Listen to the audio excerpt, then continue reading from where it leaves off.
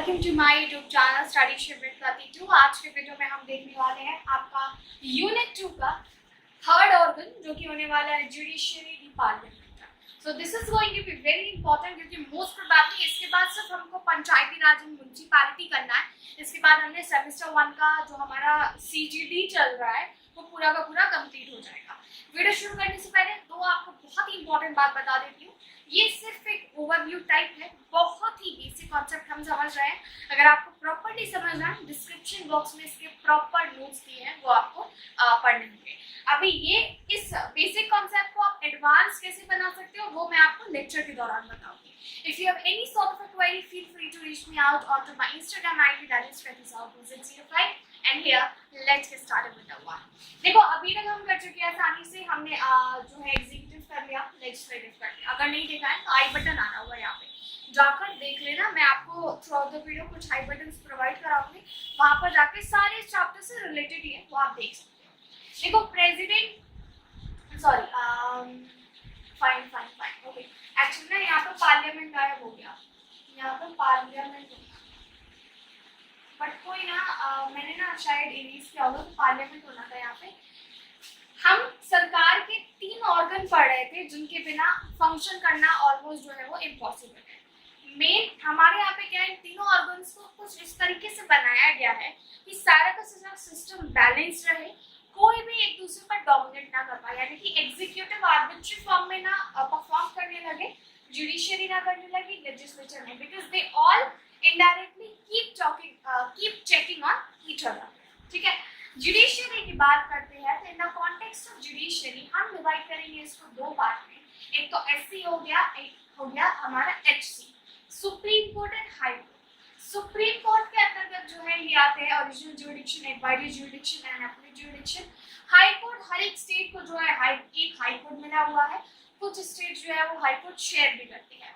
Please tell me in the comment section which 2 states are there which share same high court as well as total high court जो है फिलहाल कितने।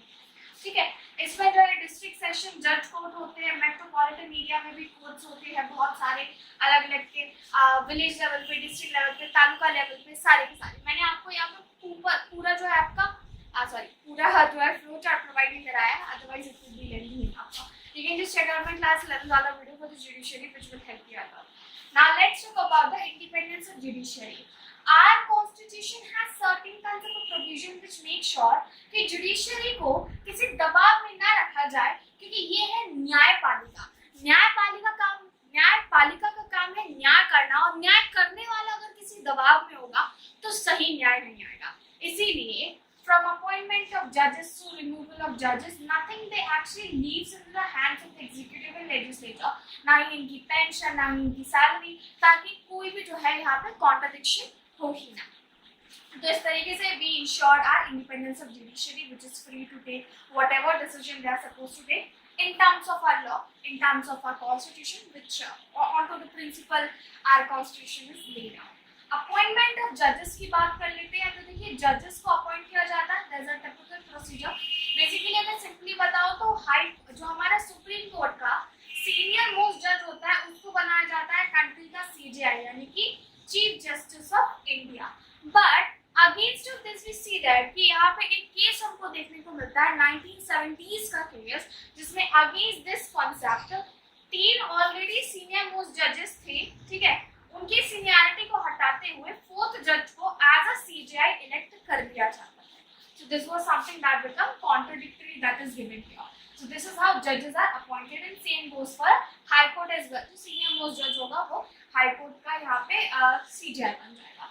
Removal of judges को high court हो चाहे supreme court हो, इनके judges को सिर्फ और सिर्फ on the basis of misconduct or misbehavior निकाला जा सकता है from their post। ठीक है, बट वो प्रोसीजर इतना लंबा है कि आज तक की हिस्ट्री में किसी भी ऐसा कोई जज जिसके खिलाफ कोई एलिगेशन रहा उसको हटा नहीं पाए हैं। जैसे कि हमारे पास एक केस है 1992 का, जिसमें पंजाब का जो हमारे चीफ जस्टिस थे उनके खिलाफ ये केस हुआ था, क्योंकि इम्पीचमेंट का प्रोसेस इतना लंबा है कि वो बीच में ही रुक गए, बिकॉज केसेस में रोज जो हमारी राज्यसभा है, लोकसभा है, they all are suppose to give a 2/3 majority votes, ठीक है, ना केवल total strength of that house as well as the present people are there, मतलब जितने लोग उपस्थित हैं उनका 2/3 और जितनी स्ट्रेंथ है टोटल पार्लियामेंट की उसका 2/3, so that's bit complicated here.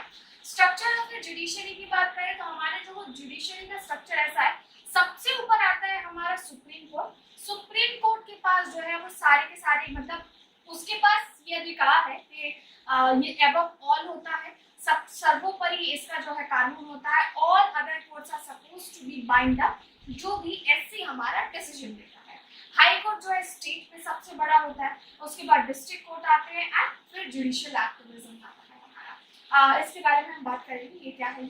ज्यूडिक्शन of supreme court की बात करें, सुप्रीम कोर्ट जो है कुछ दायरे में रह करके अपना काम करता है। एक तो ओरिजिनल ज्यूडिक्शन, मान लीजिए उत्तर प्रदेश और मध्य प्रदेश के बीच में कोई कॉन्फ्लिक्ट हो या पानी को लेकर या कुछ भी, ये वाला इश्यू अब ना तो उत्तर प्रदेश के हाई कोर्ट में जा सकता है ना ही मध्य प्रदेश के।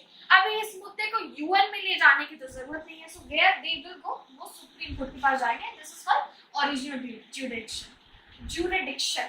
क्या था, टंग स्लिप हो रही है शायद। I made about 10 to 20 videos today, तो ऐसा हो गया because I am leaving side. I thought that let me do a work in advance here. अगले ज्यूडिक्शन की बात करते हैं, जब भी किसी व्यक्ति, इंडिविजुअल या फिर ग्रुप का कोई भी फंडामेंटल राइट वायलेट हुआ हो, in this case supreme court जो है कुछ स्पेशल ऑर्डर देता है, उसको जो है रिट ज्यूडिक्शन बोलते हैं। हाई कोर्ट भी दे सकता है।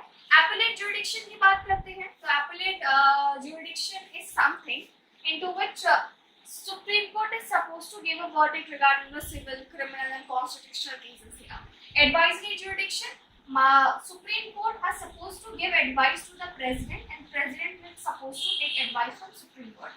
लेकिन इस केस में हम बता देते हैं, सुप्रीम कोर्ट से अगर प्रेसिडेंट कोई एडवाइस मांगता है तो Supreme Court is not bind to give advice, and जो सुप्रीम कोर्ट एडवाइस देता है उस केस में जो है president is not bind to accept that advice. Fine, तो advisory role in the sense कि भाई सलाह दिए, तुमको मानना है मानो, नहीं मानना है नहीं मानो, तो ये रोल भी है जो उसका आता है। जुडिशियल एक्टिविज्म की बात करते हैं तो देखिए जुडिशियल एक्टिविज्म होता है, क्या हुआ कि 1978 की बात है, ठीक है। उससे पहले जो है, जैसे कि अगर मेरा कोई राइट का वायलेशन हुआ हो या मेरे साथ कुछ इश्यू हुआ हो, मेरी जमीन हड़प ली गई हो, मेरे साथ कुछ भी हुआ, I am suppose to be the person जो कोर्ट को अप्रोच करेगा एंड फिर जो है कोई पिटीशन डालेगी मैं। लेकिन 1978 के बाद जो है देखा गया है PIL कुड वर्क हियर, यानी कि पब्लिक इंटरेस्ट इन लिटिगेशन। मान लीजिए आपके सामने विक्टिम है and that victim is not in a condition to approach to the court, आप उसके बिहाफ में पिटीशन डाल सकते हैं, ठीक है। इसको लेकर के जो है कई सारे फिर बदलाव आते हैं। फिर जो है लोग क्लीन वाटर की डिमांड करने लगे, क्लीन पॉल्यूशन की डिमांड मतलब क्लीन पॉल्यूशन नहीं होता है, क्लीन एनवायरनमेंट होता है, इन सबको लेकर डिमांड करने लगे and they became more aware about their own rights. लेकिन इसका प्रॉब्लम ये हुआ, जो हमारा जुडिशरी है वो ओवरबर्डन हो गया, मतलब नॉर्मली केसेस जिनका रेट ऑलरेडी स्लो था सॉल्व करने का, अब ऐसे छोटे छोटे मुद्दे जो है वो भी इसमें शामिल होता है। So this is what is judicial activity and that's it for our today's chapter, that is judiciary.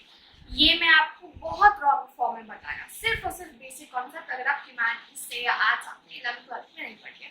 अच्छा, आपको एक बात बता देती हूँ, इस पर एडवांस कैसे किया जा सकता है। Since you are B honours political science student, आपसे क्या पूछा जाएगा, बेसिकली बी ऑनर्स में आपसे केसेस पूछे जाते हैं, like tell us the cases जब जुडिशरी पार्लियामेंट का कोई केस हुआ था, जुडिशरी एंड एग्जीक्यूटिव का कुछ हुआ था, जुडिशरी एंड लेजिस्लेचर का क्या हुआ था। सो डिस्क्रिप्शन बॉक्स में आपको लिंक मिल जाएगा, अगर अभी नहीं मिलेगा तो कुछ टाइम बाद अपडेट हो जाएगा वहाँ पर, जिसमें मैं प्रोवाइड करूँगी notes. So you can just go for it and can see the notes for this particular chapter, जिसमें आपको प्रॉपर्ली सारे केसेस भी मिल जाएंगे, क्योंकि case study is something really important when it comes to your bachelors degree अगर आप honours कर रहे हैं।